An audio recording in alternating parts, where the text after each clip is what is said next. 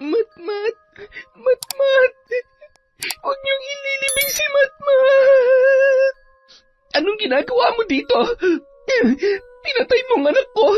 Mamamatay tao ka! Wala kang awa! Wala kayong karapatan na pumunta dito! Umalis na kayo! Patawarin niyo ako, Nay. Pero bilang isang ama na nawalan at nagdadalamhati para sa pagkamatay ng aking anak, hindi ko maaaring palampasin ang kasalanan niya kahit na kapatid ko pa siya. Sana nga totoo na lang na siya talaga ang pumatay sa apo ko. Dahil mas matatanggap ko pa na itrato niyo na parang hayop at ikulong si Vivian. Tandaan mo, hindi ko makakalimutan ang araw na ito. Hanggang sa huling sandali ng buhay ko, poprotektahan ko ang anak ko at patutunayan ko sa iyo na hindi siya mamamatay tao. Bakit kailangan umabot sa ganito? Paano kung nagsasabi ng totoo si Vivian? Suset, pamilya ko sila!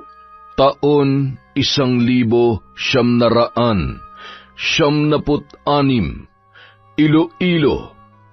Bandang 3:00 ng hapon, habang inaasikaso ni Ariel ang mga gamit sa panghuhuli ng isda, ay masaya namang nagmamasid ang nag-iisa nilang anak ni Suzette na si Matmat.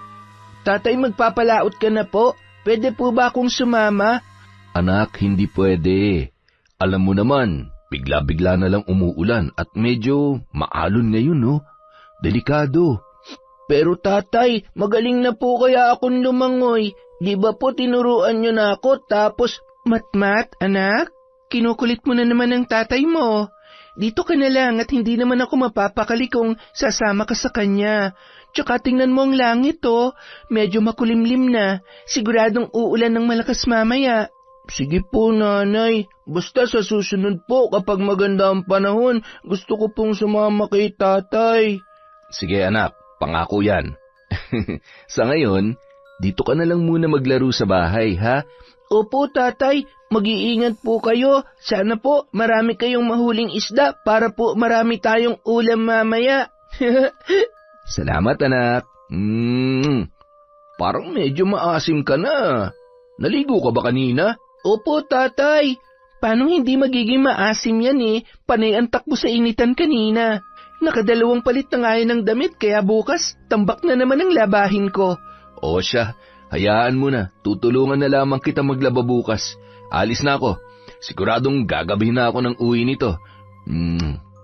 Sige na, mag-iingat ka. Habang kumakaway si Ariel sa kanyang anak, nakaupo naman yun sa mahabang upuan at bahagyang nakasimangot. Oh, bakit ganyan ang itsura mo? Mamimiss ko po si tatay. Mamimiss ka dyan. Babalik din naman yun kaagad. Pwede po bang pumunta kina Lola? Mabuti pa matulog ka muna. Paggising mo, nandito ng tatay Ariel mo. Sinabi ko naman sa'yo na ayoko nagpupunta ka doon nang hindi mo ako kasama. O kaya ang tatay mo. Baka mamaya kung ano pa makita mo ron at matutunan mo. Tsaka ayoko rin na masyado kang maging malapit sa tita Vivian mo na may saltik. Nanay, mabait po kaya si Lola, lalo na po si tita Vivian. Inaalagaan niya po ako na maayos kapag nandun ako. Nakikipaglaro po siya sa akin at masayang masaya po siya kapag nandun ako sa kanila. Ay, ang kulit-kulit mo naman. Matulog ka na. At saka walang tao dito. May pupuntahan saglit si nanay. May bibilihin ako sa sentro. E di, sasama na lang po ako sa inyo. Ay nako, hindi ka na naman nakikinig at hindi ka na naman marunong pagsabihan. Kapag hindi ka tumigil, mapapalo na talaga kita. Huwag na po kayong magalit, nanay. Sige po, matutulog na po ako. Ay, sorry kung napagtaasan ka ng boses ni nanay. Alam mo namang ayaw ko nang makulit at matigas ang ulo. Hindi ba? Sige na, matulog ka na. Habang nakahiga si Matmat, nagmamadali namang nagpalit ng damit si Suzette at nag-ayos ng kanyang sarili. Paulit-ulit pang tiningnan ang kanyang muka at damit sa harap ng salamin. Siniguro niya munang tulog na ang kanyang anak bago tuluyang umalis sa kanilang bahay. Nang marinig ni Matmat ang pagsara ng kanilang pinto, dahan-dahan niyang iminulat ang kanyang mga mata. Nakaalis na si nanay. Mamaya pa naman yun uuwi. Pupunta muna ako kay Lola. Maglalaro kami ni Tita Vivian. O baka nagluto ng merienda yun si Lola. Nakayapak na dumaan sa maliit na awang ng kanilang kusina si Matmat. Yari sa kawayan at anahaw ang buong kabahayan. Mababakas sa itsura nito ang simpleng pamumuhay na meron ang mag-anak. Pagkatapos tumungo yun sa harap ng kanilang bahay at kinuha ang kanyang tsinelas at inilagay sa kanyang kamay. Pumapalakpak pa yun at bumuelo sabay takbo ng mabilis na animoy nakikipag-unahan. Hingal na dumating ang bata sa bahay ng kanyang lola. Ay naku apo, bakit ka tumatakbo? Pawis ka na naman. Nasaan ang tatay mo? Kasama mo ba? Wala po si tatay, Lola. Manghuhuli po ng isda. Si nanay po umalis, kaya dito na lang po muna ako. Ay siya, pumunta ka sa kusina at nagprito ko ng saging. Tapos tawagin mo ang tita mo sa kwarto at nagkukulong na naman. Umiiyak at nagwawala na naman kanina. Ay, baka po na naginip na naman ng halimaw. Teka lang po pupuntahan ko po muna siya. Agad na tumungo si Matmat sa pinto ng kwarto kung saan naroon ang kanyang tita Vivian at sumunod naman ang kanyang lola Beth. Tita, nandito po ako. Pwede niyo po ba akong sabayan magmerienda? Matmat? Nandiyan si Matmat! Biglang gumuhit ang magandang ngiti sa mukha ng dalaga at agad na binuksan ang kanyang pintuan at mahigpit na niyakap ang pamangkin.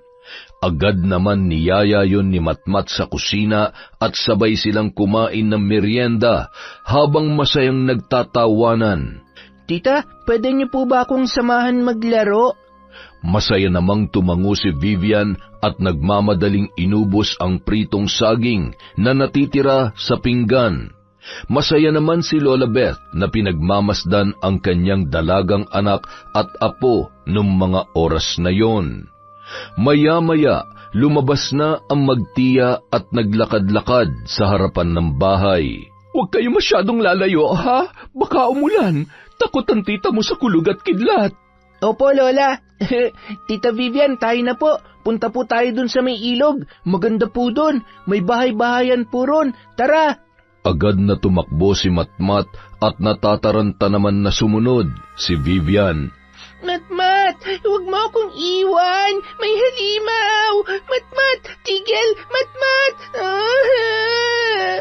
Hahabulin pa sana niya ang kanyang pamangkin nang bigla namang kumulog at sinabayan pa yon ng sunod-sunod na pagkidlat. Huwag! Tulungan niyo ako! Umiiyak habang nagtatago sa isang malaking puno at tinatakpan ang kanyang muka gamit ang laylayan ng kanyang damit. Ilang minuto pa, tuluyan nang bumagsak ang malakas na ulan, kasabay ng panginginig sa takot ng dalaga. Nang tumila ang ulan ay unti-unti naman yung kumalma at nagpalinga-linga na tila ba may kung anong hinahanap.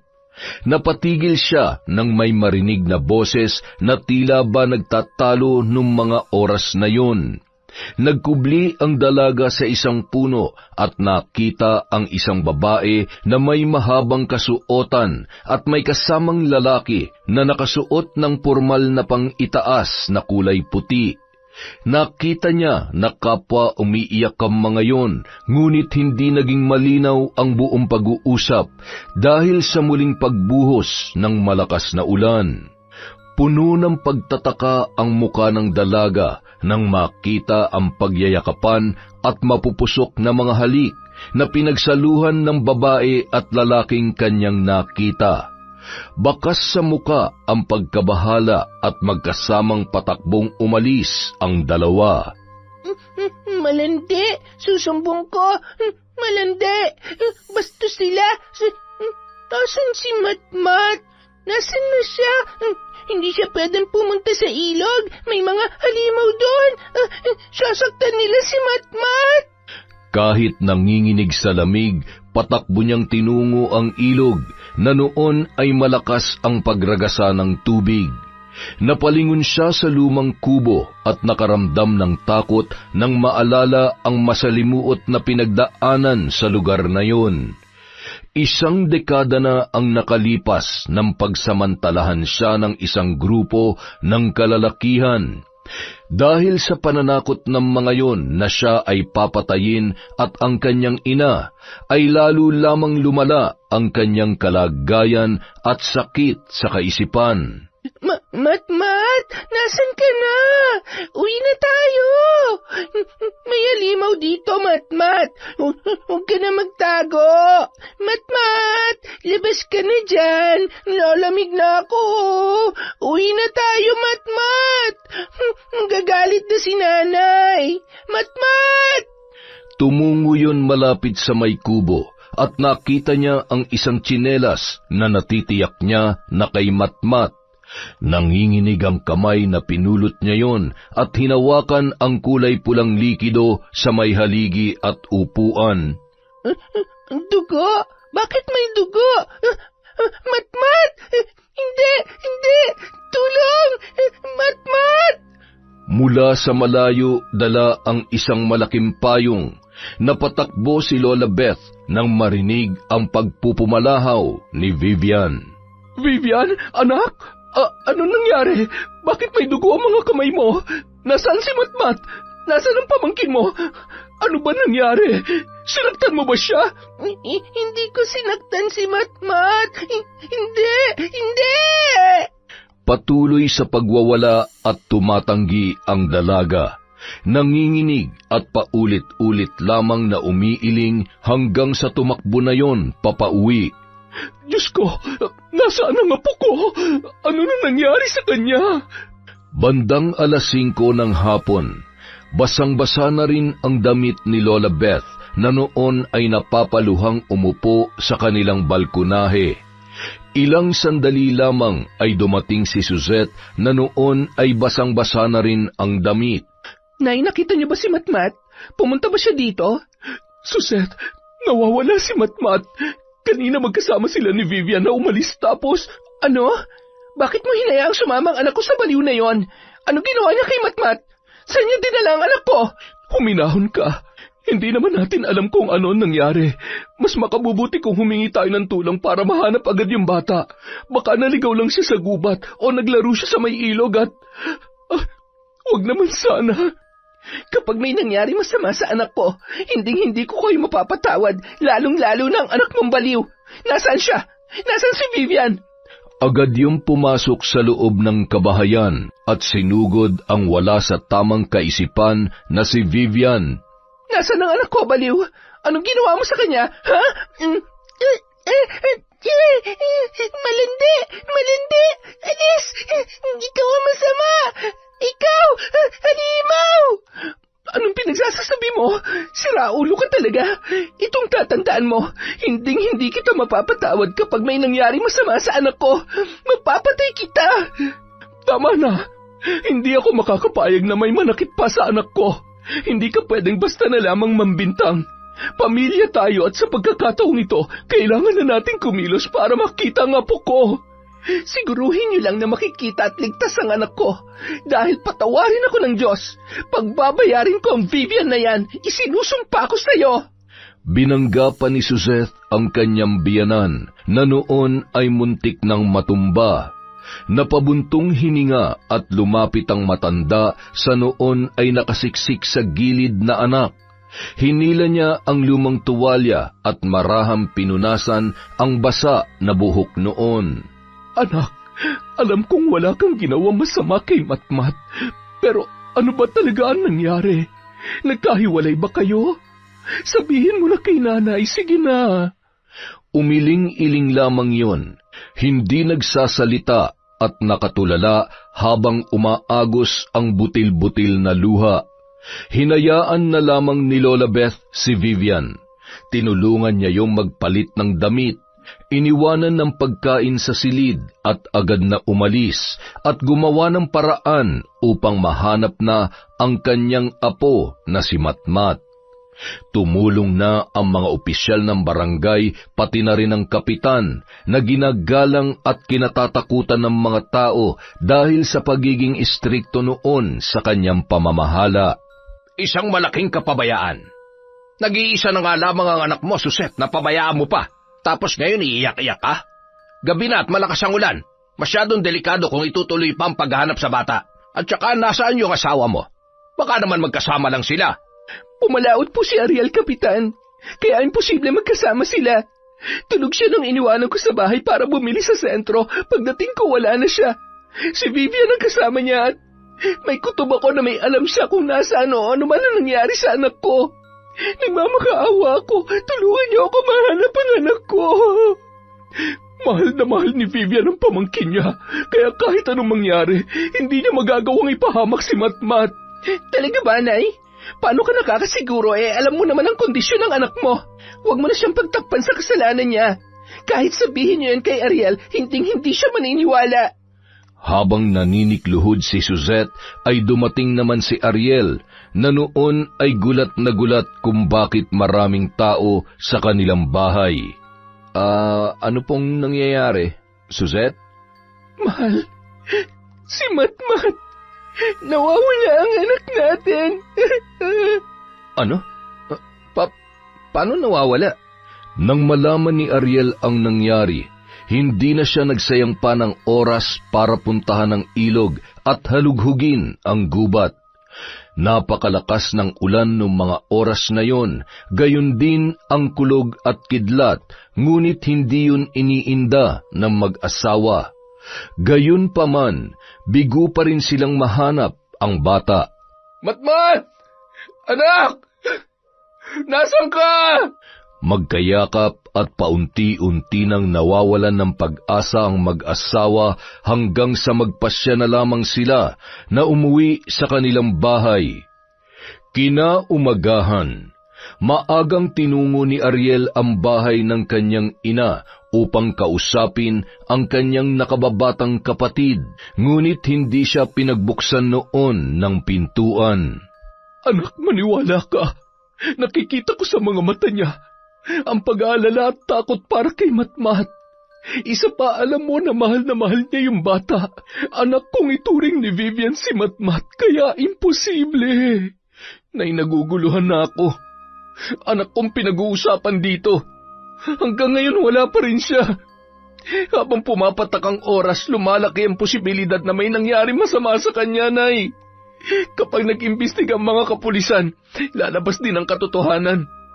At kung sakali man, patawarin ako ng Diyos, pero kailangan managot ni Vivian.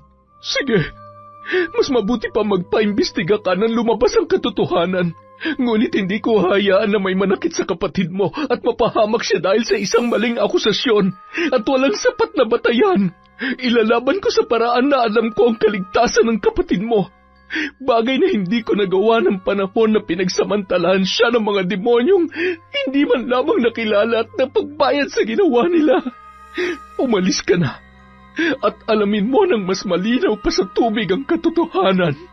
Nagpatuloy ang paghahanap sa bata sa tulong ng mga nagmamalasakit na kabarangay at mga opisyal. Makalipas ang 2 linggo, may natagpo ang bangkay ng bata na hindi makilala. Dahil naagnas na ang laman at katawan noon, natagpuan niyong naipit sa batuhang bahagi ng ilog.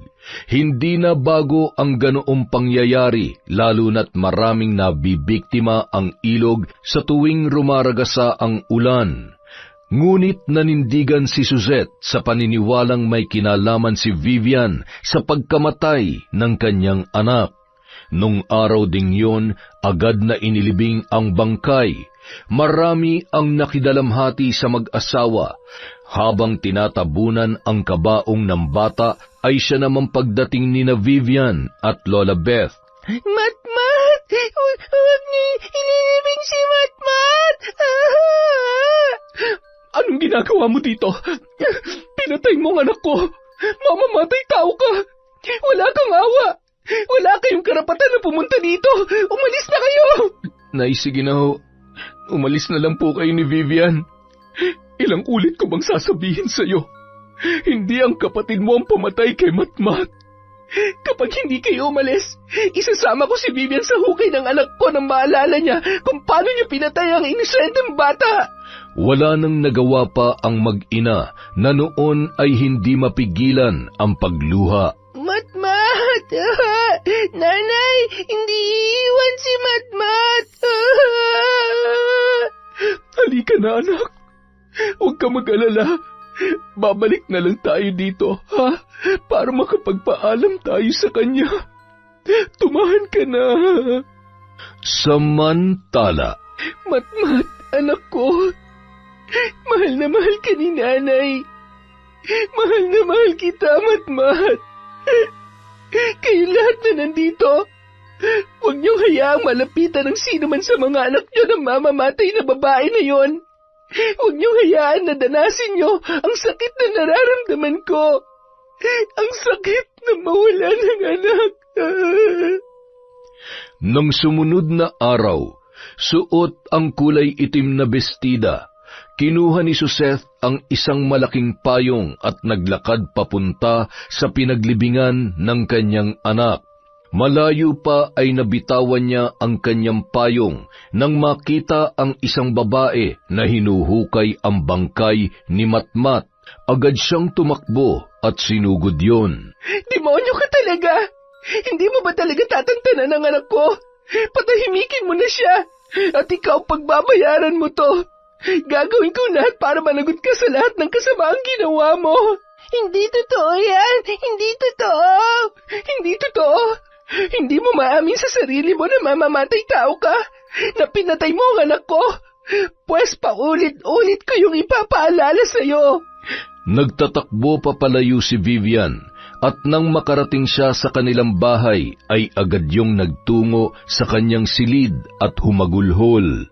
Diyos ko, ano nangyari sa'yo, anak? Saan ka ba nagpunta? Bakit ang dami mong putik at basang-basa ka? Hindi ko pinatay si Matmat! Hindi po, nanay! Shh! Alam ko, anak. Mas makabubuti kung dito ka na lamang muna sa bahay. Mainit ka sa mata ng mga taga rito hanggat hindi natin natutukoy kung sino ang totoong pumatay sa pamangkin mo. Hindi ka ligtas. Ikaw ang sisisihin nila dahil sa Suseth na yon. Pilit kong inuunawa na nasaktan siya sa pagkawala ng kanyang anak.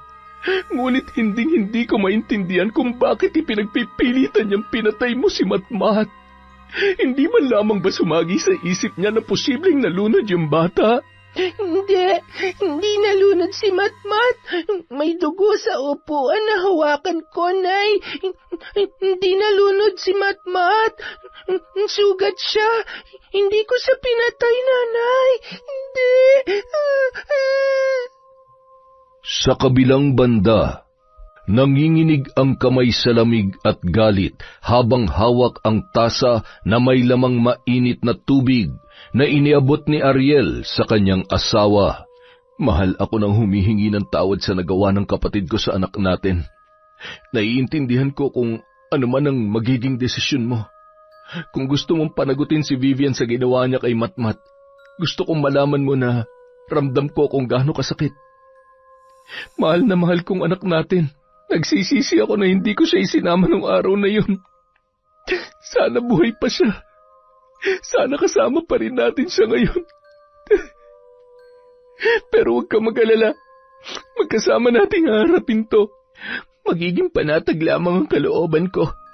Kung matitiyak ko na wala nang magiging biktima pang kapatid mo.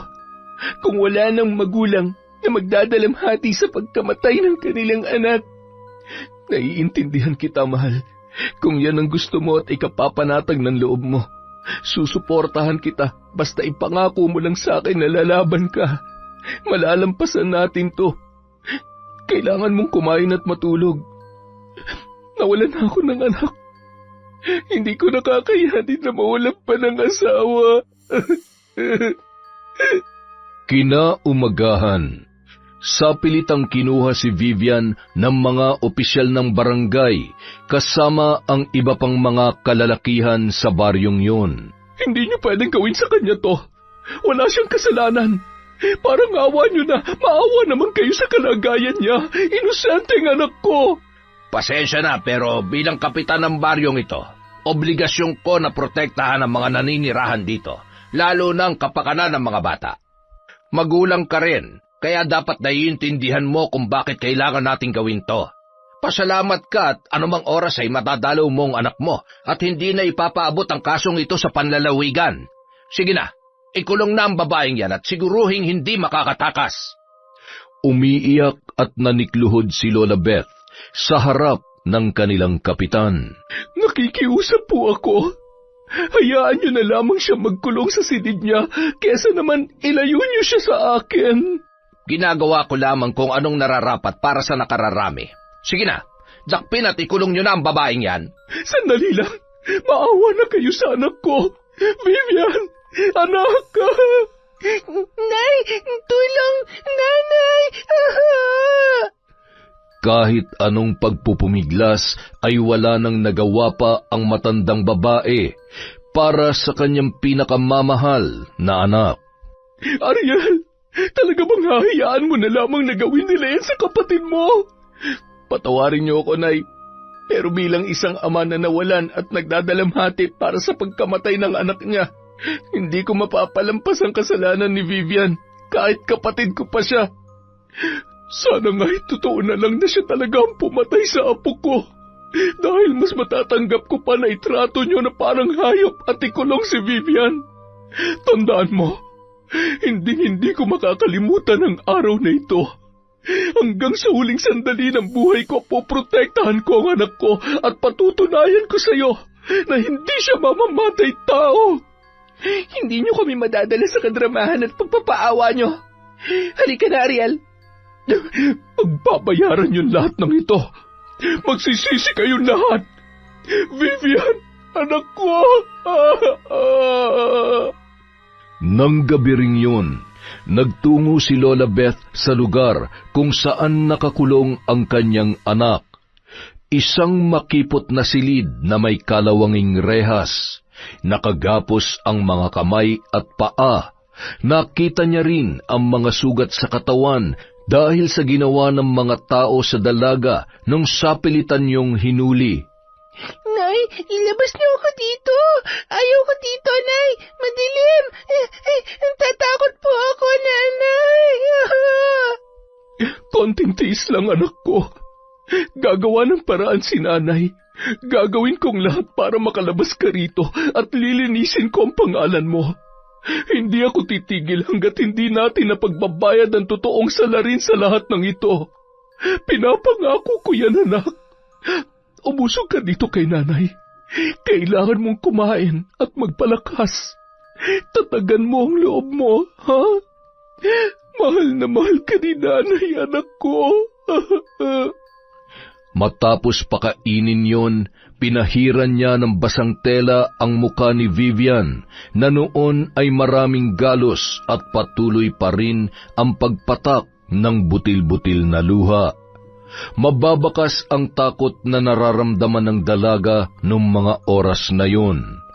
Parang dinudurog naman ang puso ni Lola Beth habang paulit-ulit na tinatawag ni Vivian ang kanyang pangalan, habang inihahakbang papalayo ang kanyang mga paa. Isa sa mga tanod ang nakasaksi sa pangyayaring yon na labis namang ikinaantig ng kanyang puso. Kailangan kong gawin kung anong nararapat. Kawawa naman si Vivian. Hindi siya dapat maparusahan sa kasalanan na hindi naman siya may gawa. Makalipas ang mahigit 1 oras na paglalakbay, narating ni Lola Beth ang kanyang bahay.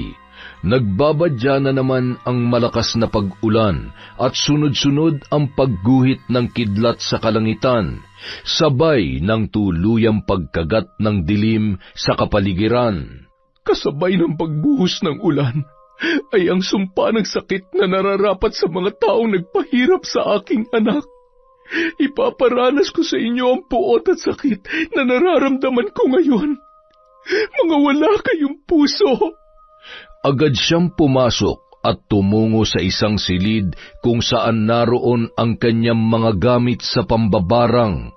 Matagal na siyang may alam sa paggamit ng itim na kapangyarihan, kaalaman na minana niya pa sa kanyang ina. Muli niyang sinubukang gamitin yon para ipaghiganti ang kanyang asawa sa lalaking nakaaway noon, dahilan din upang maaga siyang nabiyuda at pinalaki na mag-isa ang kanyang mga anak na sina Ariel at Vivian. Sa kabila ng kanyang kaalaman ay wala siyang nagawa upang protektahan si Vivian nang halayin yon ng isang grupo na hanggang sa kasalukuyan ay hindi pa rin natutukoy kung sino. Agad na kinuha ni Lola Beth ang isang kaban na naglalaman ng mga gamit sa pambabarang. Inilabas niya isa-isa ang mga yon at inilatag sa sahig. Tumayo muna siya at sinigurong nakasara ang bawat bintana at pinto ng bahay bago sinimulan ang sagradong ritual. Ipaparamdam ko sa inyo kung gaano kahirap at kasakit ang magmakaawa na wala ni isang nais makinig at tumulong. Babalutin ko ng bawat pangamba ang lahat ng mga taong nanood lamang habang naninikluhod ako sa hayop na kapitan na yon. At ang mga walang pusong nanakit sa kanya, hinusgahan at trinato siya na parang hayop na maaari nilang ikulong sa maruming kulungan na yon. Sinindihan ng matanda ang mga kandilang kulay pula. Pagkatapos ay hinawakan ang aklat at nag-usal ng mga kahindik-hindik at paulit-ulit na salita. Isang luma at may kalakihang garapon na may kung ano-anong mga bagay at ibinabad na patay na insekto ang nasa loob noon. Maya-maya, hinila niya mula sa tagiliran ang isang maliit na tapayan at inilagay yon sa kanyang harapan. Pinatakan niya yon ng langis na nagmumula sa loob ng garapon at binuksan ang isang telang sisidlan na may lamang matatalim at matatalas na bagay. Naroon ang iba't ibang alambre na may nakatusok na mga insekto, alupihan, uod, linta at bulate. Dahil sa kalumaan ng alambre ay mababakas na ang karupukan dahil sa dami ng kalawang. Nakangising kinuha ni Lola Beth ang isang maliit na kutsilyo at idinampi sa kanyang palad at itinapat sa tapayan. Kasabay ng pagpatak ng dugo ay ang pagsambit ng mga sumpa. Sa aking taglay na kapangyarihan, at ang nakalalasong dugo na magdudulot ng sakit sa sino mang makakagat ng mga insekto na lulusob sa inyong mga tahanan. Aking mga alagad, parusahan ang dapat parusahan hanggang sa sila ay magmakaawa at lumuha ng dugo.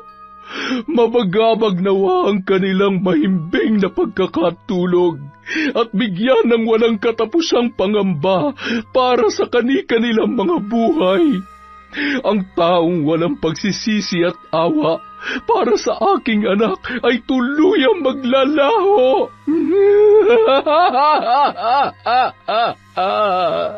Matapos bitawan ang mga katagang yun, nagsigalawan ang iba't ibang buhay sa loob ng tapayan, gumapang palabas at hinayaang dumapo sa iba't ibang parte ng kanyang katawan.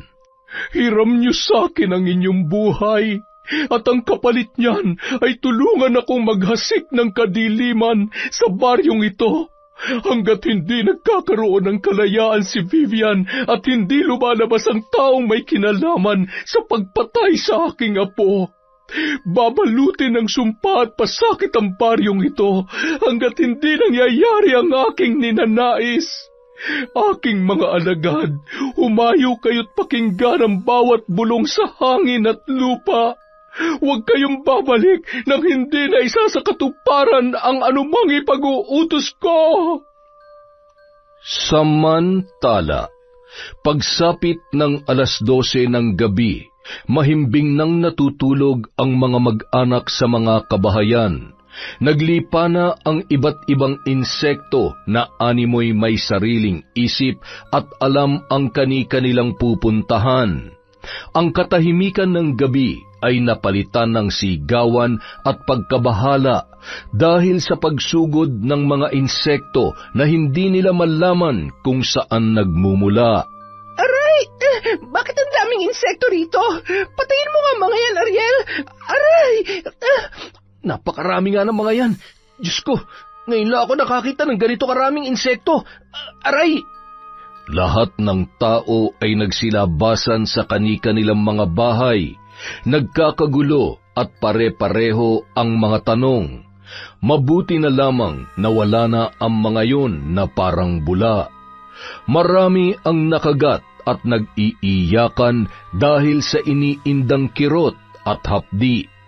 Lumabas ang mag-asawa sa bahay, kapwa namamaga ang kanilang muka, nguso at mata, gayon din ang ilang pangsangkot sa sapilitang pagkakakulong ni Vivian. Ngunit ng mga oras na yun, nanlilisik ang mga mata sa galit na ikinuyom ni Suzette ang kanyang kamao. Hindi ba kayo nagtataka?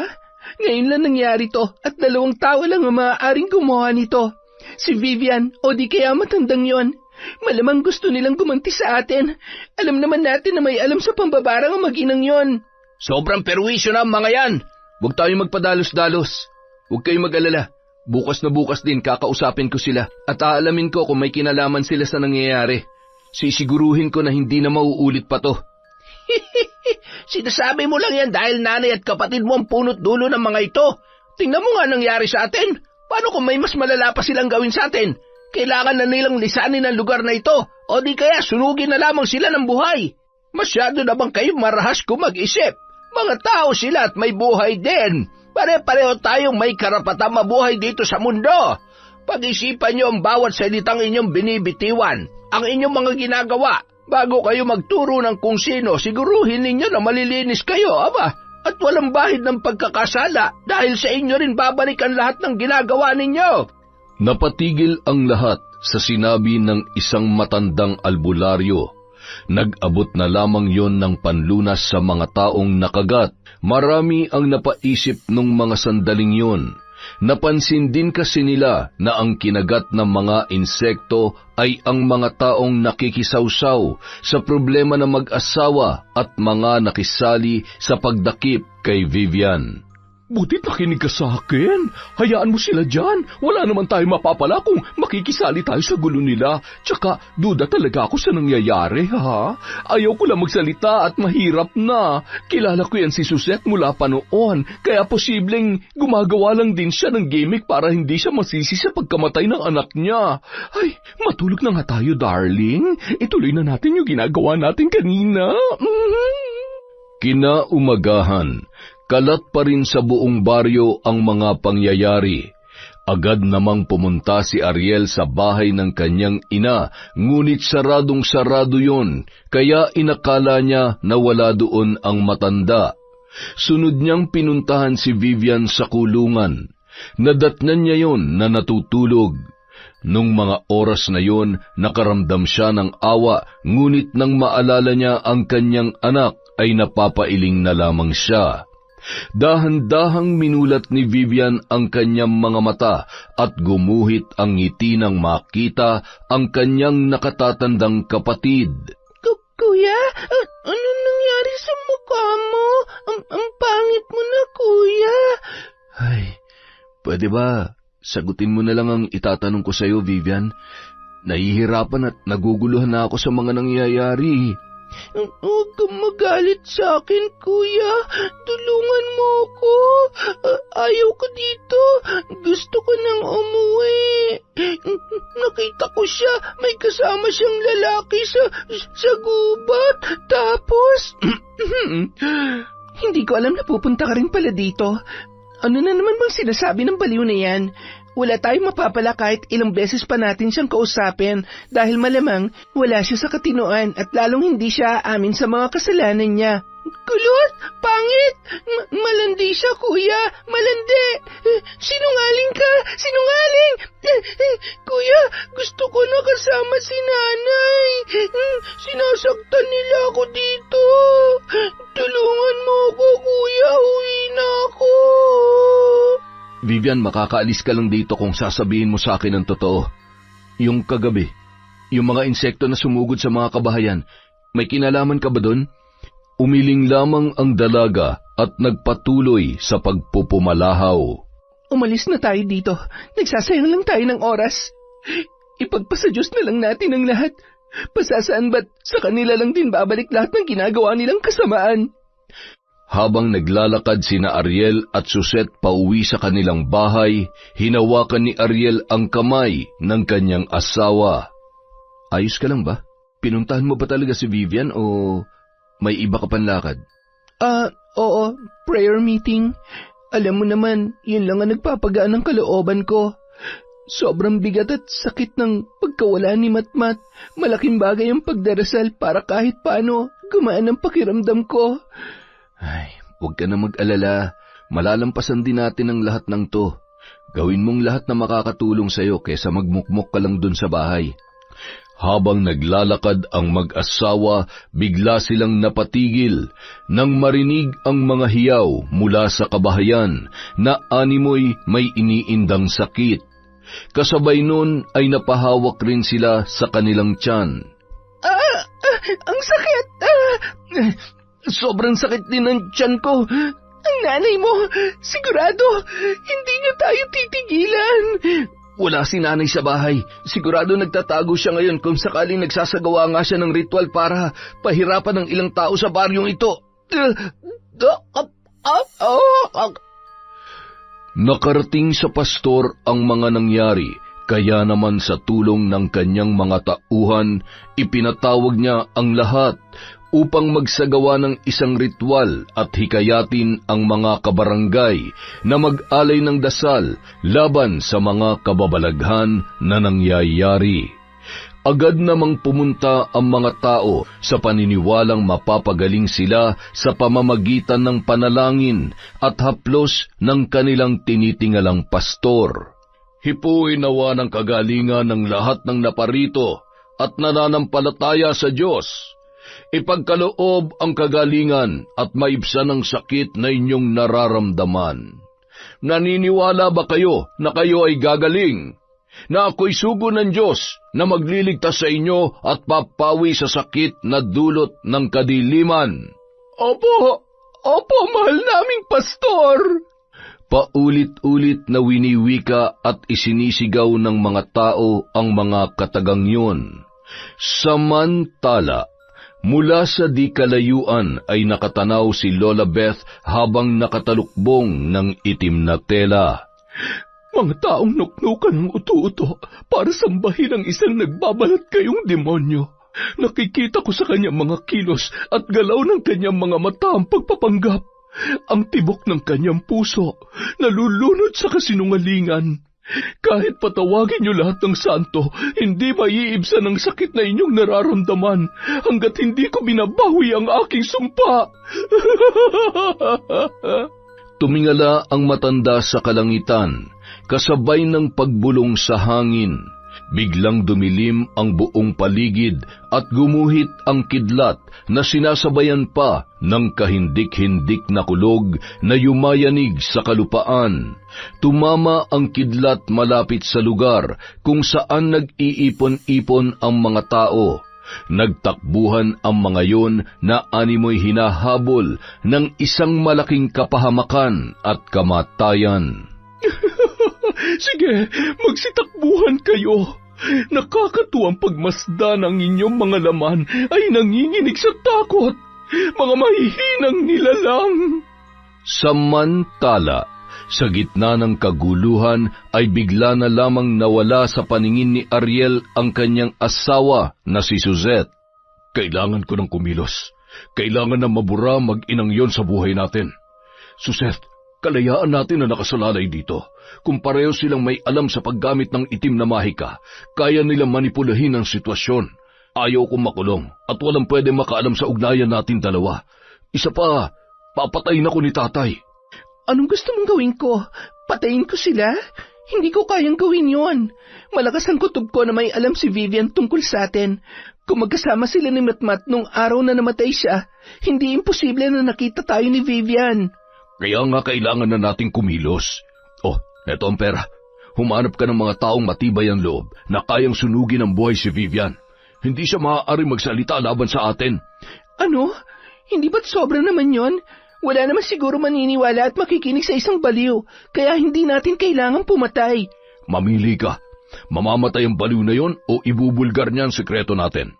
Hindi pwedeng magkaroon ng nikatiting na paghihinala ang mga tao sa atin. Ay, isa pa, kasalanan mo to eh. Masyado kang pabaya. Ay, sige na, ako nang kikilos at mukhang hindi rin kaya ng kokote mo.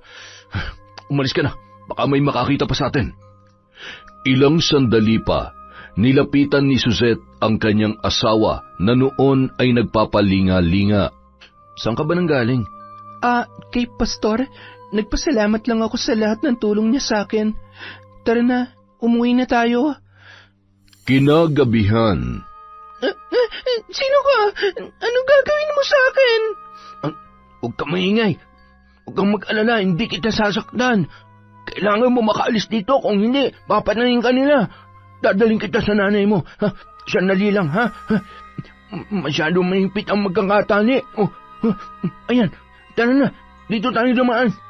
Patakbo silang dumaan sa likod ng mga kabahayan sa sentro at sumuot sa gubat pauwi sa bahay ni na Vivian. Nay, nandito na ako. Nanay, buksan mo tong pinto. Vivian? Ang anak ko, paanong? Mahigpit niyang niyakap ang kanyang pinakamamahal na anak at nagmamadali silang pumasok sa loob ng bahay. Aalis na ho ako. Hindi na ho ligtas ang lugar na ino sa inyo. Kung kinakailangan niyong umalis, magtago sa bundok, gawin po ninyo. Hindi ho sila titigil hanggat hindi nila kayo napapatahimik. Anong alam mo? Alam mo ba kung sino may pakana ng lahat ng ito? Hindi ko po nakita kung sino sa kanilang dalawa mismong nakapatay sa bata, pero si Suzette at si Pastor po ang nakita ko sa... Mga mambabarang! Lumabas kayo dyan kung ayaw ninyo masunog ang bahay ninyo! Nariyan na sila at posibleng marami pang susunod dito. Dito na ho tayo sa likod dumaan. Tutulungan ko po kayong makatawid sa kabilang baryo. Nagmamadaling kinuha ni Lola Beth ang isang kahon at kusang loob namang binitbit ni Vivian ang tapayan na nasisiguro niyang kakailanganin ng kanyang ina.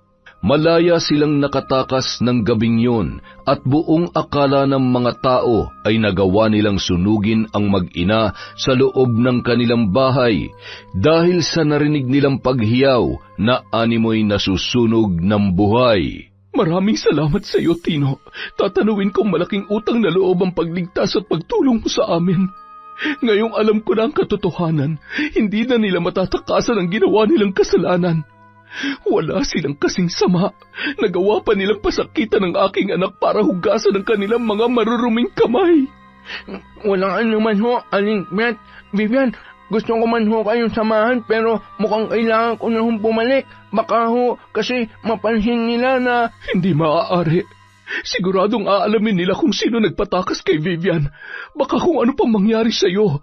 Babalik tayo kapag maayos ng lahat dahil hindi naman tayo dapat tumatakbo at nagtatago. Ay, may isang tao po akong pwedeng mahinga ng tulong. Tara na ho. Ramdam man ang pagod dahil sa layo ng kanilang nilakad ay nakarating din sila sa bayan at sumakay ng tricycle papunta sa isang baryo kung saan nakatira ang matalik na kaibigan ni Tino. Malugod naman silang pinatuloy noon at naghanda pa ng kanilang makakain.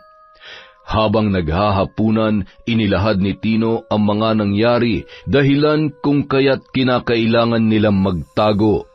Huwag po kayo mag-alala. Ligtas po kayo rito. Naiintindihan ko po kayo lalo na't namatayo ang magulang ko dahil sa maling paratang ng mga tao. Ay, malaki naman ang bahay na to para sa atin. Pwede rin ho kayong magsimula ng panibagong buhay rito.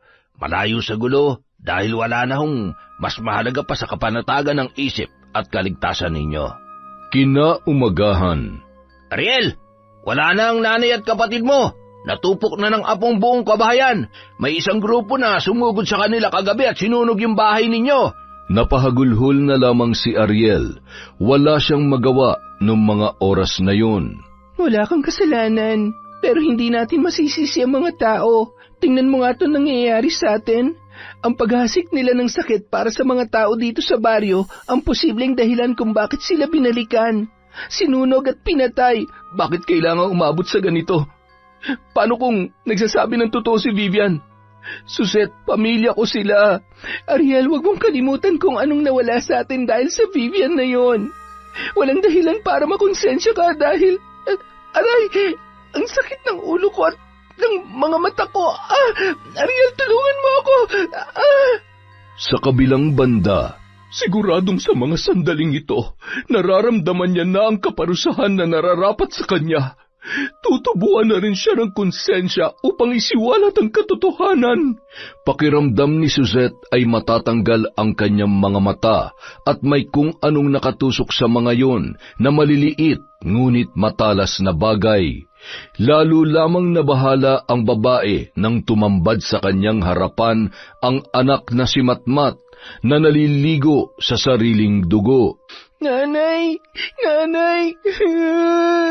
Matmat, anak ko! Bakit mo ako pinatay, nanay? Bakit?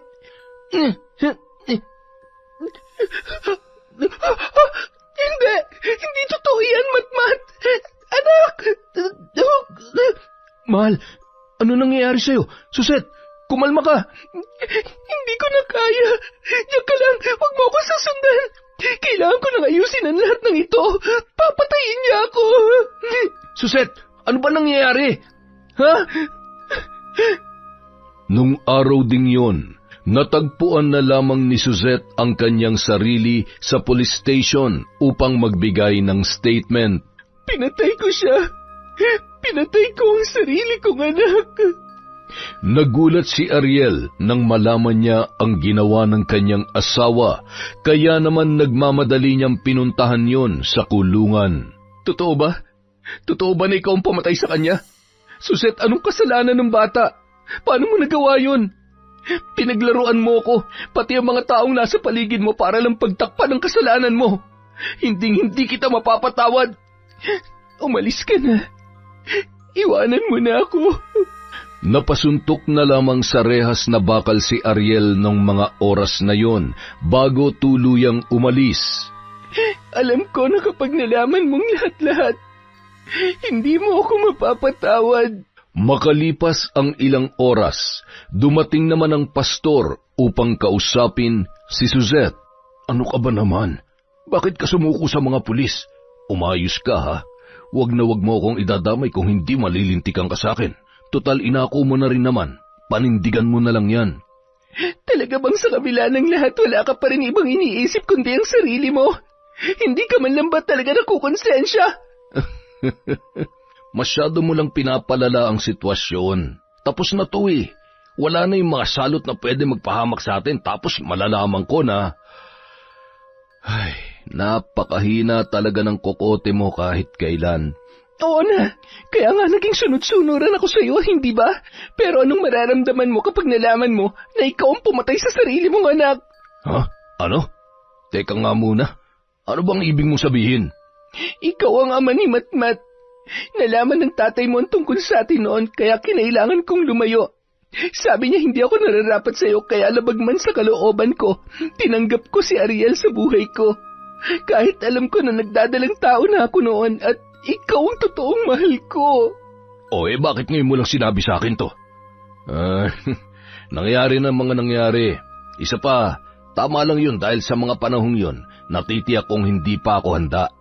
Isa pa, masaya na ako sa pagiging pastor at wala akong planong... Wala ka man lang ni katiting na pagsisisi. Anong klaseng tao ka, ha? Anong klase kang tao?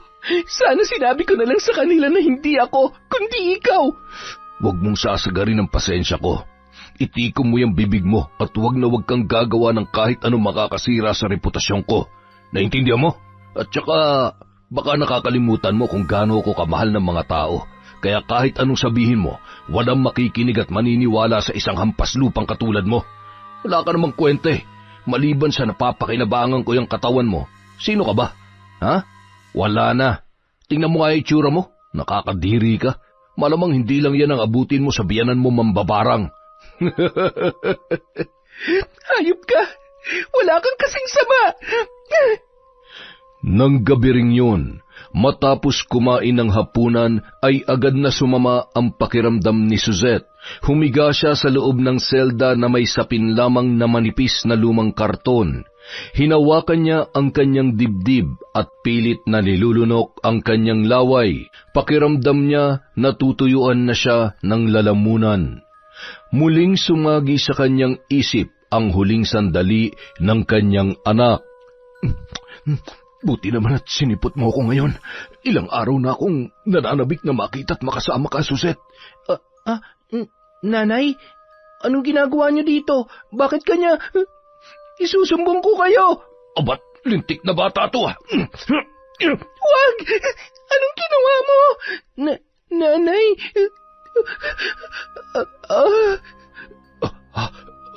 Hindi ko sinasadya. Anong gagawin natin? Hindi pwede may makakita at makaalam sa pangyayaring ito. Kailangan natin siya itapon sa ilog, kung hindi siguradong pareho tayo mabubulok sa kulungan. Nung mga oras na yun, hindi na napigilan pa ni Suzette ang pag-agos ng luha mula sa kanyang mga mata, hanggang sa napahawak yun sa kanyang leeg na tila ba sinasakal at kasunod ay ang pagbula ng kanyang bibig. Isang lalaki ang noon ay nagmamasid habang nakangisi. Siguradong dadagdagan ni boss ang bayad sa akin. Ayos! Kinaumagahan, batid na ng mga tao ang malungkot na sinapit ni Suzette sa loob ng kulungan. Naku, nakakaawa kung iisipin pero karma niya na yon sa pagpatay sa anak niya. Kawawa tuloy si Aling Beth at si Vivian na siya pang napagdiskitahan ng galit ng mga tao. Ayun tuloy, siyempre nagalit yung matanda kaya natural lang na gagamitin niya yung kapangyarihan niya para makapaghiganti sa, alam mo na. Ay, kawawa naman si Ariel. Matapos mailibing ang bangkay ni Suzette ay agad namang dinalaw ni Pastor ang nagluluksang si Ariel. Tibayan mo ang iyong pananampalataya. Huwag ka magpapatalo sa bigat ng iyong mga pinagdaraanan. Maraming salamat ho, lalong-lalo na sa tulong niyo sa pagpapalibing sa asawa ko. Patawarin mo siya sa kanyang mga nagawang kasalanan upang makamtan niya ang kapayapaan kung nasaan man siya ngayon. Makalipas ang 1 linggo, bumalik ang mag-inang sina Vivian at Lola Beth. Tumungo yun sa bahay ng kanyang anak na si Ariel at naroon ang karamihan habang ipinagdarasal ang kaluluwa ng namayapang si Suzette. Bakit parang gulat na gulat kayong lahat? Dahil ba sa pagkakaalam niyo ay patay na kami mag-ina? Nay, Vivian, patawarin niyo ako. Masaya ako na makita kayo at makasama kayo ulit ng naiintindihan ko. Dahil sino nga ba naman ang hindi mapapapaniwala na magaling mong asawa? Isa pa, ganun naman talaga. Di hamak na mas madaling manghusga kesa unahing alamin ang katotohanan.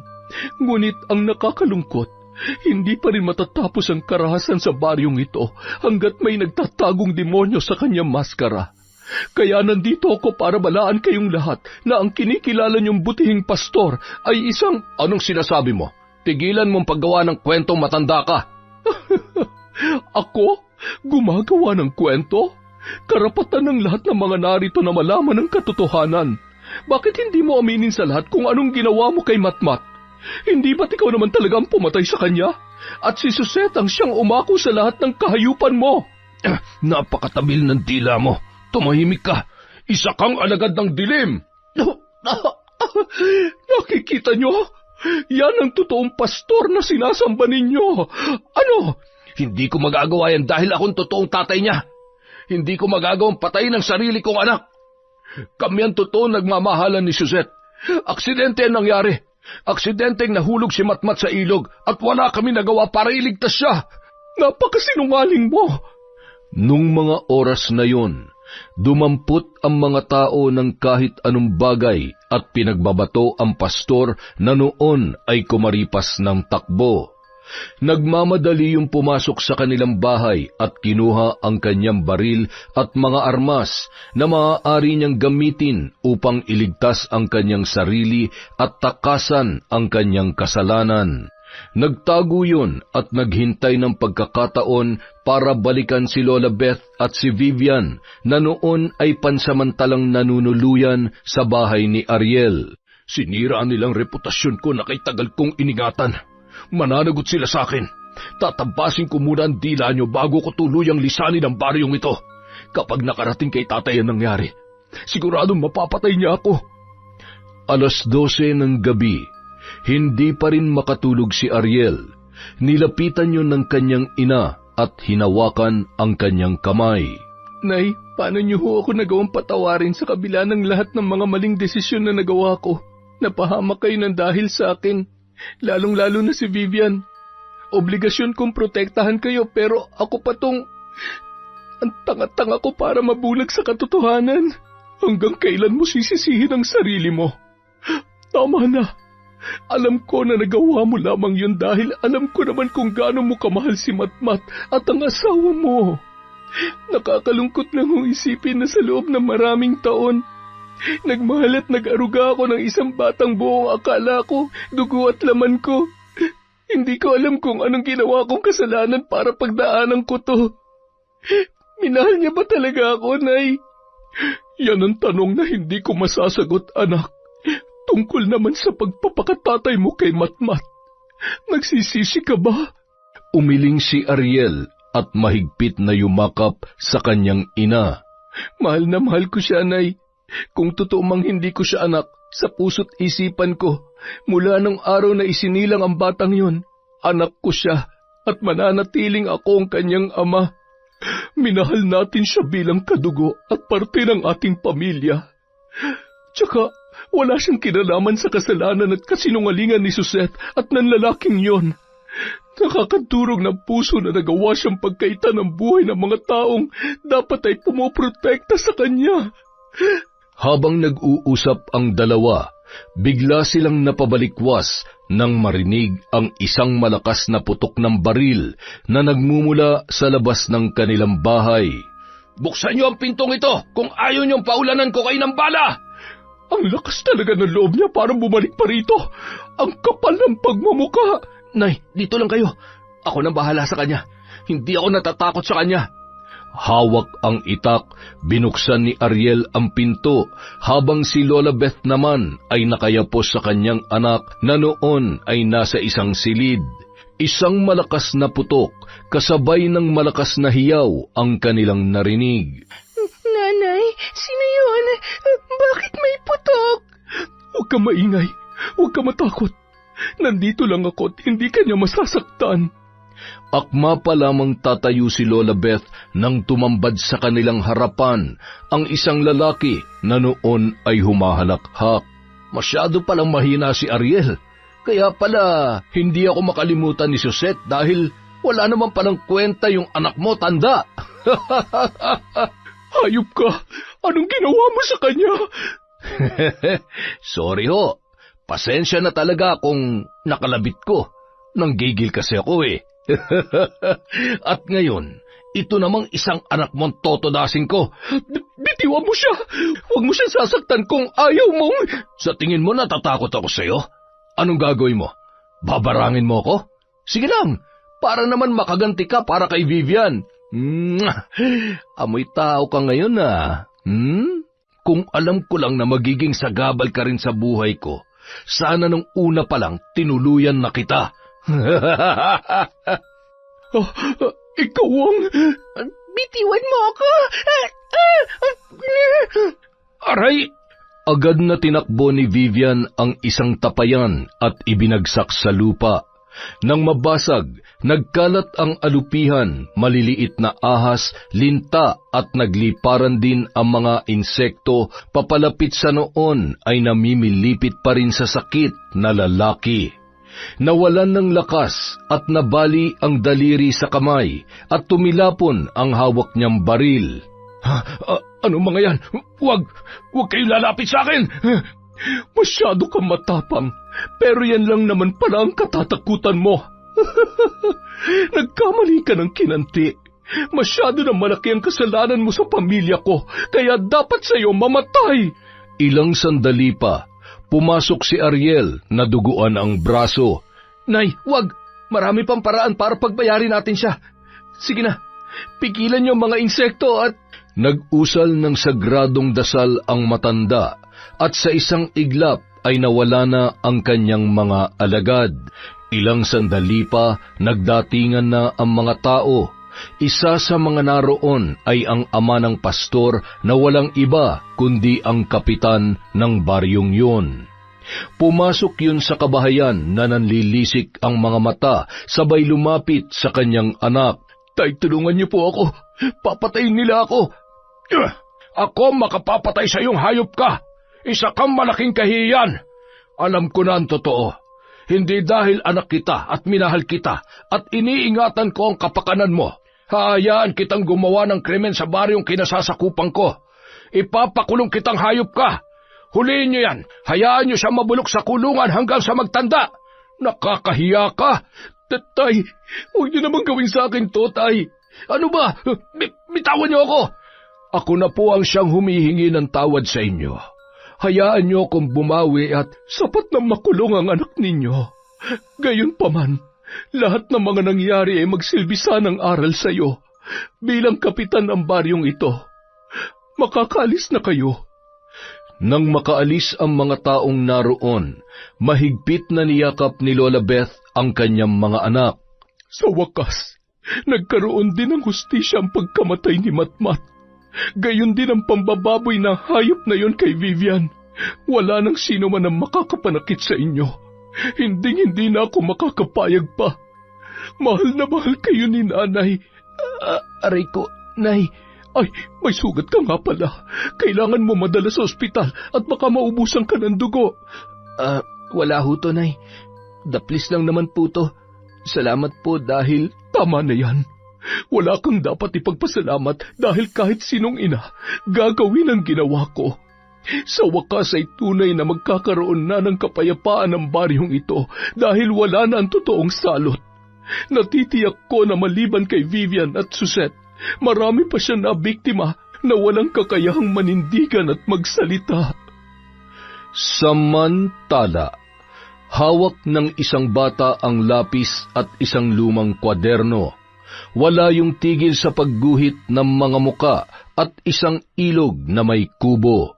Nilapitan yon ng isang matanda at hinimas ang kanyang likod. Napakagaling mo palang gumuhit, iho. Teka, kilala mo ba yung mga ginuguhit mo? Lagi ko po silang nakikita sa panaginip ko pero hindi ko po matandaan kung sino sila, Lolo. Itong ilog at bahay, kasama rin ba to sa lugar na lagi mong napapanaginipan? Opo. Ay, sa palagay ko, isa sa mga araw na ito ay maaalala mo na rin ang kanilang mga pangalan. At kapag nangyari yon, pwede na tayong lumapit sa mga opisyal ng barangay at otoridad para sila ay mahanap. Ay, kawawa naman ang batang ito. Sana'y gumaling na siya. Siguradong hinahanap na rin siya ng kanyang mga magulang. Akma sanang tatayo ang matandang lalaki nang biglang napahawak sa ulo ang bata. Ang sakit! Aray ko! Nung mga oras na yun, unti-unting nanumbalik ang lahat sa kanyang alaala. Ayoko! Sasaktan niya ako, Lolo! Kailangan ko si tatay! Dali niyo po ako kay tatay ko! Naalala mo na ang lahat? Diyos ko mahabagin! Huwag ka nang umiyak! Bukas na bukas din, luluwas tayo! Posibleng dahil sa malakas na ulan ay tinangay ka ng tubig papunta sa luklok na baryong ito. Magkikita na ulit kayo ng tatay mo. Hahanapin natin siya, ha? Mahigpit na yumakap ang bata habang humahagulhol. Ramdam ng matanda ang takot at pangungulila noon para sa kanyang totoong mga magulang. Kung ano man ang totoong nangyari sa kanyang nakaraan, sana'y maging maayos ang kahihinatnan sa oras na makabalik siya sa pamilya niya. Napakabata niya pa para sapitin ang ganitong uri ng sitwasyon. Isang araw. Tao po! Tao po! Dito po ba ang bahay ni Ariel? Oo. Dito nga. Ako ang nanay niya. May nakuha ho kasi kaming report mula sa Karatig Lalawigan. May isa ho kasing bata na natagpuan doon ilang buwan na nakalilipas. Ang kasong ito ay tugma sa kaso ng pagkamatay ng apo ninyo at malugod ho naming pinapaabot na posible ho na buhay pa siya. Ano? Paanong? Ano hong nangyayari dito? Nay, bakit po may pulis? Huwag ka na maraming tanong. Kailangan nating umalis ngayon. Kailangan nating puntahan ang apo ko. Buhay si Matmat. Hindi siyang bangkay na inilibing niyo noon. Kasama ang kapulisan, tinungo nila ang nasabing lugar kung saan naroon ang bata. Masyadong malayo ang bahay na to sa sentro, pero buti na lang ho talaga may mabuting tao na kumupkup sa kanya. Mula sa kalayuan ay natanaw ng matandang lalaki ang mga taong paparating. Hindi niya maiwasang malungkot kapag naiisip niya na kailangan ng bumalik ng bata sa totoo niyang pamilya. Umiiyak po kayo? Bakit po kayo malungkot, Lolo? Ay, hindi ako malungkot. Masaya ako para sa iyo. Huwag mo akong kalilimutan, ha? Kapag may pagkakataon at kahit binata ka na, dadalawin mo ako rito. Mahal na mahal ko po kayo, Lolo. Hindi ko po kayo makakalimutan. Ay, halika na. Lumabas na tayo at nariyan na sila. Nariyan na ang totoo mong pamilya. Nang lumabas ang dalawa, ay patakbong lumapit si Vivian at masayang-masaya na nilapitan si Matmat at pinaghahagkan yun. Matmat! Walang sugat si Matmat! Buhay ka! Buhay si Matmat, nanay, oh! Sorry po, tita. Alam ko pong nag-aalala kayo sa akin. Wag na po kayong umiyak. Hindi na po ako mawawala. Anak, pwede ka rin bang mayakap ni tatay? Tatay! Lola ko! Miss ko na po kayo! Si nanay po. Apo, sa bahay na lamang namin ipapaliwanag sa'yo. Lola, ayaw ko pong umuwi. Baka saktan din po ako ni nanay. Ayaw ko po. Sa inyo na lang po ako ni tita. Anak, hindi ka na masasaktan ng nanay mo. Wala na siya. Alam kong may malaking kasalanan sa atin ng nanay mo at hindi mo pa lubos na maiintindihan sa ngayon. Pero alam ko na mahal ka niya. Mahal na mahal ka ng nanay mo. Masaya ako na makilala kayo. Napakabait ng batang yan. Sa sandaling panahon na nagkasama kami ay naranasan kong maging magulang sa kanya. Habang buhay naming tatanawing utang na loob ang pagmamalasakit mo sa aking apo. Naway, humaba pang iyong buhay at magkita pa tayong muli.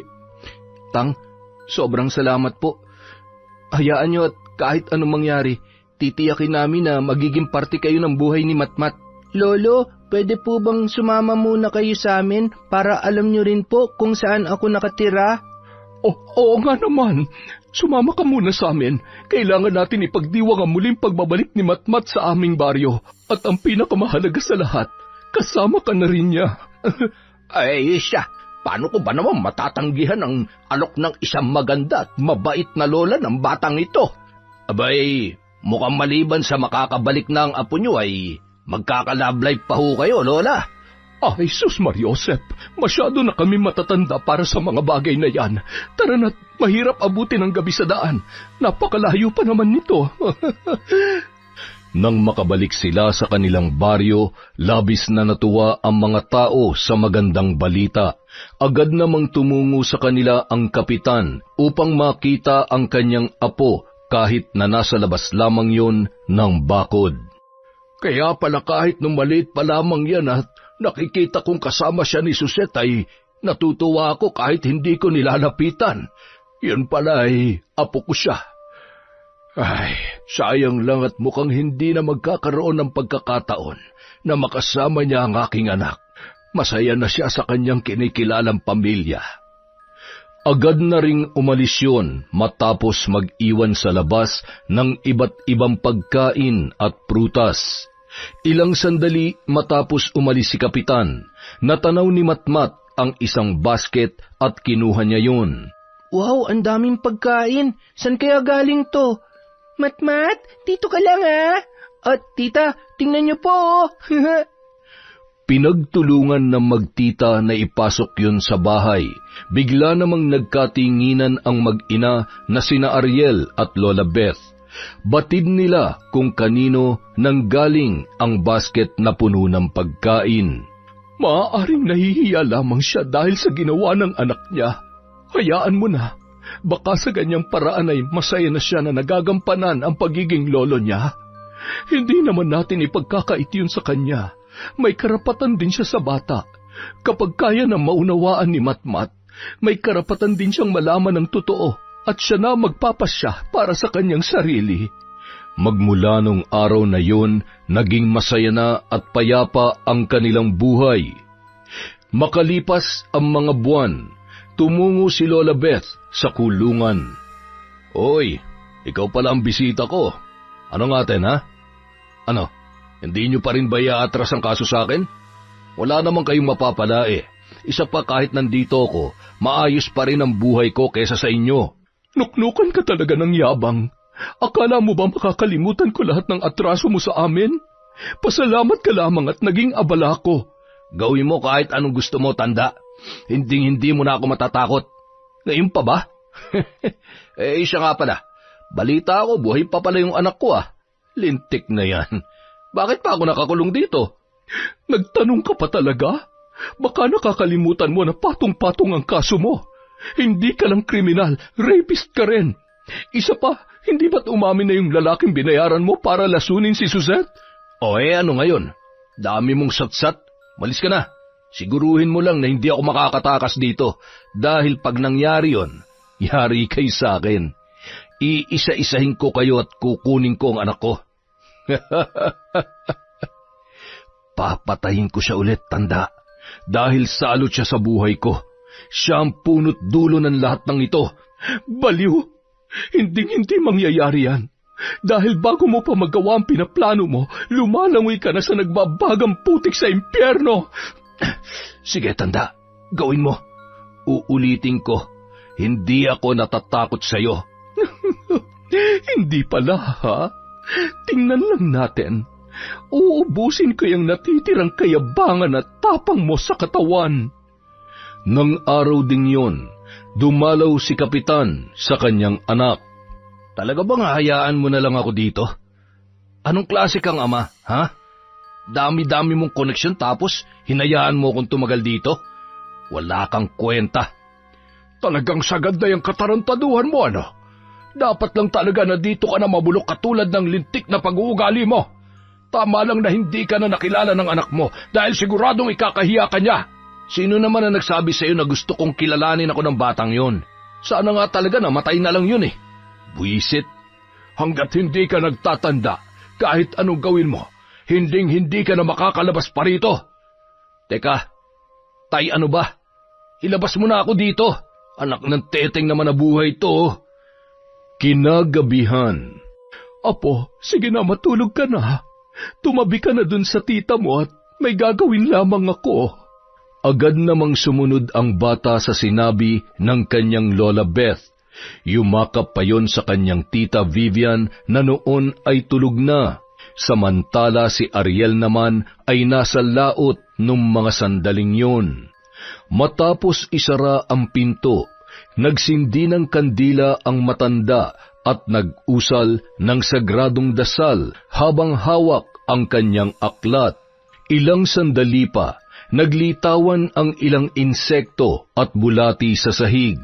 Dinampot yon ni Lola Beth at ibinulong kung ano ang dapat nilang gawin. Sa kabilang banda, nagwawala ang kinikilalang pastor sa loob ng maraming taon. Hawak ang ulo ay inuuntog niya yun sa pader. Napatigil yon nang may maramdamang matalas na mga paa ng insekto sa kanyang ilong at tainga. Gayon din ang pag-agos ng kanyang dugo. May mga lumabas na tipaklong sa kanyang ilong at naglaglagan yun sa sahig. Pagkatapos, sumakit naman ang kanyang tiyan at napaduwal, kasabay ng paglabas ng napakaraming bulate mula sa kanyang bibig, gayon din ng napakabahong putik. Talaga bang papatayin ako ng mambabarang na yon? Hindi pwede. Hindi maaari. Napaupo yun sa sahig hanggang sa naramdaman na umiinit ang pribadong bahagi ng kanyang katawan na tila ba sinisilaban. Napalundag yon at tinanggal ang salawal bago nagsisigaw. Nang tingnan niya yon ay mistulang binuhusan ng kumukulong tubig. Habang nakatayo, bigla yung natumba nang maramdaman niya na may sumaksak sa kanyang paa at sa likod na bahagi ng kanyang tuhod. Sige, patay mo na ako! Gawin mo na!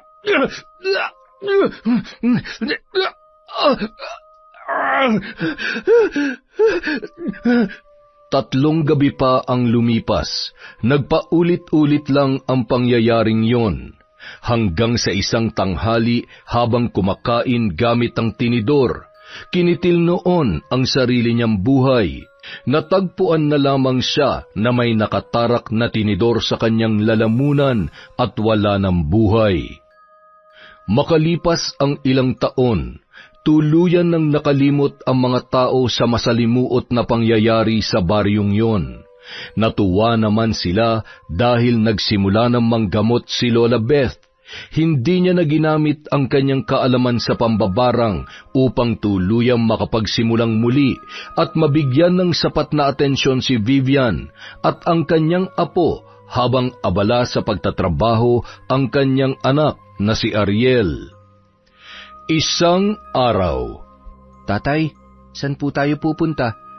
Anak, di ba sabi mo, napatawad mo na si nanay? Opo. Sigurado matutuwa siya kapag sinabi mo mismo sa kanya na pinapatawad mo na siya. Kaya mo bang gawin yon? Kasi kung hindi, uuwi na lang muna tayo. Okay lang po, tatay. Ang totoo po, namimiss ko na po siya. Tama po kayo, mahal na mahal din naman po ako ni nanay. Siguro po nagkamali lang siya. Hindi niya naman po ako sinaktan. Sa inyo lang po siya may kasalanan, tay, kasi... Oh, huwag mo nang isipin yun. Aaminin ko nagalit ako sa nanay mo pero matagal ko na siya napatawad. Basta ang mahalaga kay tatay ngayon, magkasama tayo. Mahal na mahal kita, anak, ha. O yan, diyan nakalibing ang nanay mo. Nanay, bati na po tayo. Hindi na po ako nagtatampo. Miss na po kita, Nay. Siya nga po pala, lagi na po akong sinasama ni tatay sa laot palagi. Magaling na po ako manghuli ng isda. Huwag po kayo malungkot, ha. Hindi po ako galit. Habang nakaupo ang mag-ama, biglang bumuhos ang malakas na ulan. Sabi ko na nga ba uulan eh. Tatay, naaalala niyo po ba dati, kapag umuulan, naghahabulan tayo sa labas ng bahay? Napangiti na lamang si Ariel habang nakatingin sa mata ng kanyang anak. Masaya siya na may magandang ala-ala pa rin na naiwan si Suzette sa kanyang pinakamamahal na anak na si Matmat. Yon! Pasensya na po kayo ngayon mga ka-Enteng, naglilipat lang po ng bahay si Enteng. Medyo magulo at maraming inaasikaso. Pero babawi po tayo sa mga susunod na videos natin. Love po kayo ni Enteng. Maraming salamat po ulit mula sa Kwentong Enteng.